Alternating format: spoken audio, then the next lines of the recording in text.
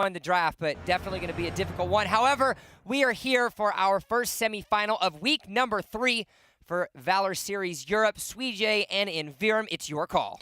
You can win the draft, but can you win the hearts of Twitch chat? That is the true test here in the Valor Series as we start to see the initial rotation coming in here for the side of Nova, immediately getting the snipe onto that red buff.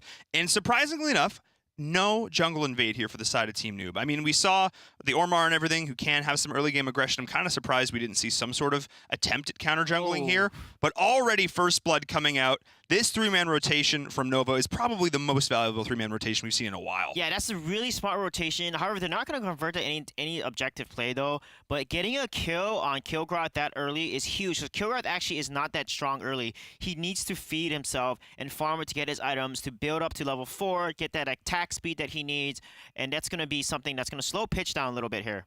Yeah, we're actually going to get a chance to watch that First Blood back a little bit here, because I don't think Team Noob was sort of expecting that to come out here. And Pitch just was sitting way too far forward, and that's the value of Teamy. You talked about it going into this, and already we were seeing that value. Get that Red Stallion follow-up there, and boom, getting that isolation, that first takedown, and that's going to slow down the farm dramatically. Yeah, and I love what iFlex did. Watch his Lubu. The timing of his knockups are just right on point. He waited for Kilgroth to use his A ability to try to escape, and then use his knockup after Teamy already stunned Kilgroth in the bush. So the decisiveness and the decision-making from the side of Nova has worked out really well for them. Yeah, and even as we were watching that replay, Nova's like, no, you guys get a chance to do cool production things. Let's get 2 more kills as well there in the mid lane, finding Dio-chan as well there. So that is the start that Nova was looking for here, and now it is Pitch, who is caught out far behind enemy line. 0-7 as well is going to be joining him. Feeling that defeat right there as Lindis drops there. That is just not ideal at all right now for the side of Team Noob. Nova is going off. 5 kills to 0, 2 minutes into the game. A dragon to their name as well, as the further invade is here for the side of Nova. They ate their Wheaties this morning. Whatever these guys had for breakfast, I need to have it every day, because they are taking it to Team Noob right now. Now, how much of this is Team Noob just kind of like, okay, you know, whatever, whatever, it's early, joking around, but how serious do they need to get if they actually want to come back in this game? Yeah, the thing is, Ormar is actually really strong early. Dio-chan and Kilgroth are weak early, and look at the Xannis plays here. They're not going to make it.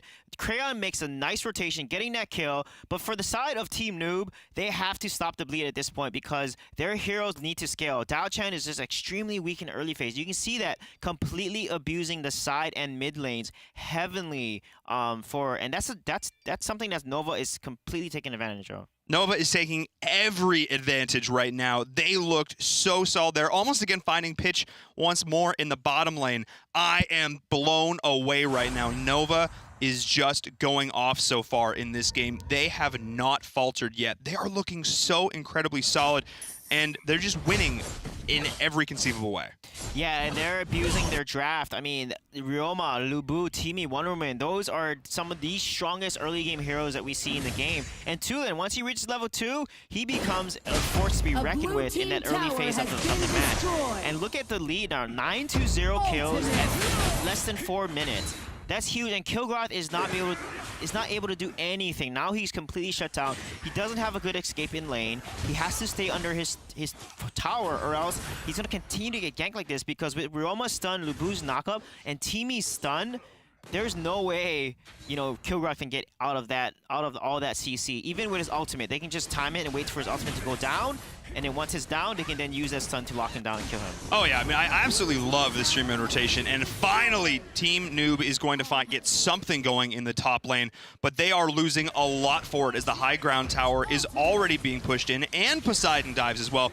Now, this 3-man rotation, you get the Pooty Poots into the Wailing Blade, into the Red Stallion. I mean, it is just so hard to deal with, and once again, Kilgroth falls. Pitch, this is just not his game. This is not looking like the person we hyped up in draft. Yeah, I mean, he's level 5 versus a level 7, 8 plus higher. And look at his gold deficit. He's such a low deficit. Kilgroth is literally the squishiest hero right now. He's like a squishy fish.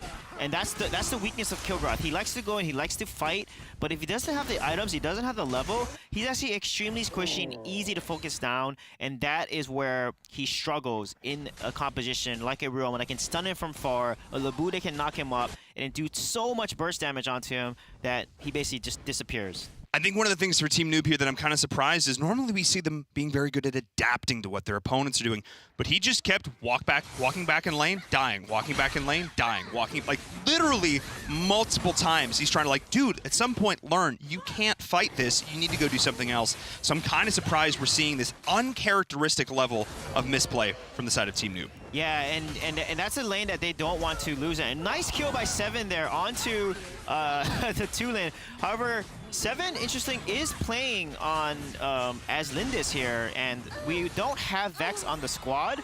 So actually, Vex is actually playing side lane, not the jungler that we know he's been playing. So this is a very interesting. Not only is the draft different for Team Noob, but their lineup is actually different. I just noticed a row here. So this may affect their play and how they're rotating, because this is very uncharacteristic for Team Noob to give up Dragon side of the map like that so dominantly or so much over to the side of Nova. So combining a different draft, we'll say, an uncharacteristic draft with role swapping, definitely feel like Team Noob is finding some difficulty here in this early game, but that freeze is going to go in, but Pitch stepping way too far forward is going to be capitalized on there as well. iFlex is going to go in, going to drop the nice follow-up though from Dio-chan, but this is now Crayon going in, and Sebka has joined with the lasso of truth. The Pooty puts to follow up the chain to go in. Sebka's going to chase this. The bracers of submission going to enable the team to chase even further with that shield. They are diving under core.